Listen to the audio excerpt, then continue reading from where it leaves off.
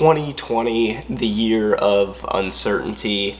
Can't say it was a fantastic year for me, but one thing was always consistent: my love for running. I really wanted to sit down and kind of recap the whole year, kind of just go with the flow with this video and talk about my year of running, because it was challenging. There was a lot of lows, but there was also a ton of highs, and there was a ton of things that I really need to sit down and reflect on, because although this year was crazy and a lot happened, it still was a good year. I think it's important to talk about this year and try to pull some positives out of the crazy mess it was. This year started off great for me, coming off a strong cross-country season where I really wasn't even supposed to be on the team really for Akron. I was coming in, I wasn't that great of a freshman, but ended up having a really strong cross-country season, was named Newcomer of the Year at Akron, and was Freshman Cross-Country Runner of the Year in Ohio. So that was really great for me. Had a really strong cross-country season, was 4th or 5th man for Akron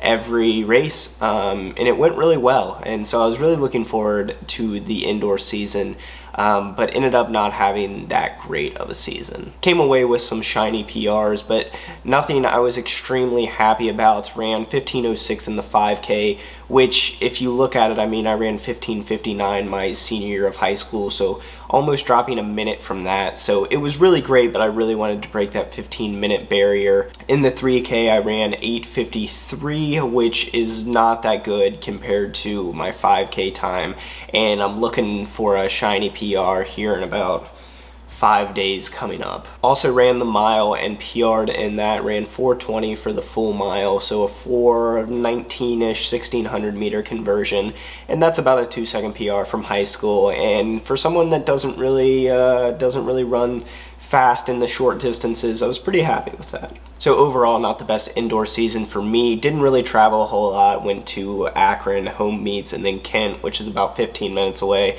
Didn't travel a whole lot, didn't make the conference meet for Akron. So overall, just kind of a lackluster indoor season for me.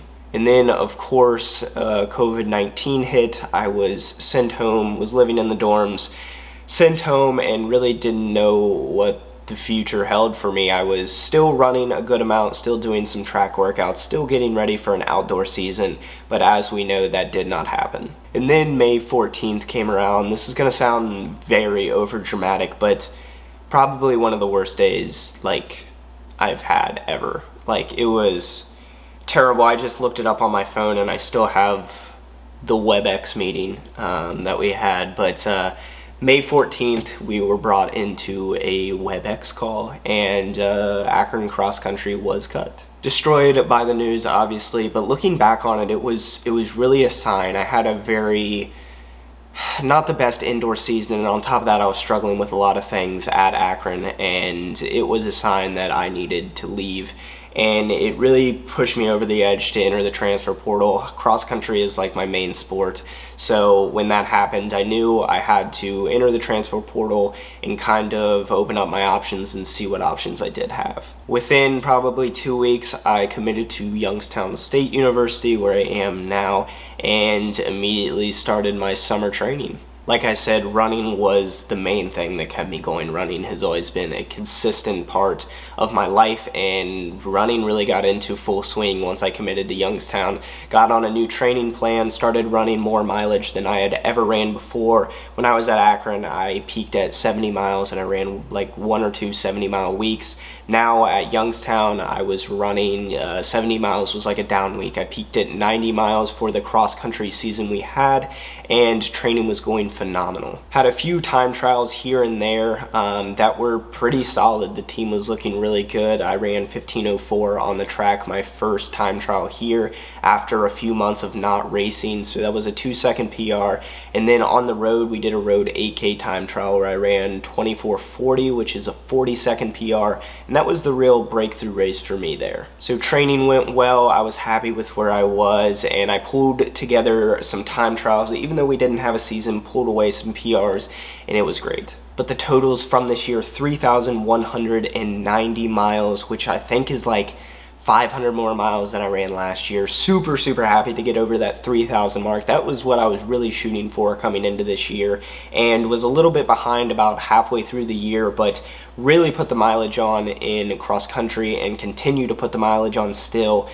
This week was actually like my 7th week being over 70 miles, and had over 366 hours of running this year, which is amazing. So like I said, super happy with where I am currently. 2020 was a rough year for me. It was a rough year for everyone. I know so many more people had it worse than me, so I really wanted to sit down and just talk about it and try to pull away some of the positives that came from this year. I'm happy with where I am. Running's going fantastic. I'm in the best shape of my life, and we're starting racing here in like 5 days, where I'm hoping to pull away some shiny PRs. So really happy with how that's going. But if 2020 taught me anything, it's to enjoy everything in the moment. No matter how great something is going, it can be taken away from you within a split second. So really just live in the moment, enjoy everything, and try not to stress things that you can't control. But like I will continue to say, running is the consistent in my life. Over 3,000 miles on the year, that is fantastic. And I thought I would spoil myself today. Here is to 2021, full of more mileage, some shiny PRs, and to a healthy year. Cheers.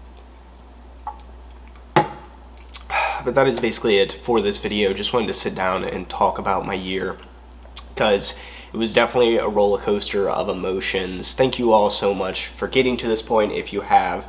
Thanks for listening to me ramble on about my year. Put down in the comment section, you know, how many miles you ran this year, how much time you spent running this year. I love when Strava sends out the kind of year recap thing where you can view everything you did throughout the year. So comment down below what happened this year, how much you ran, you know, all that good stuff. But that is basically it for this video. Thank you all so much for watching, and I will see you all in the next one.